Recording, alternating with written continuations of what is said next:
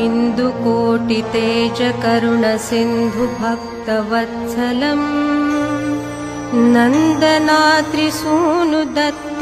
इन्दिराक्ष श्रीगुरुम् गन्धमाल्य अक्षतादिवृन्ददेववन्दितम् वन्दयामि नारसिंह सरस्वतीश पाहि माम् मायपाश अन्धकार छाय दूरभास्करम् आयताक्ष पाहि श्रिया वल्लभेश नायकम्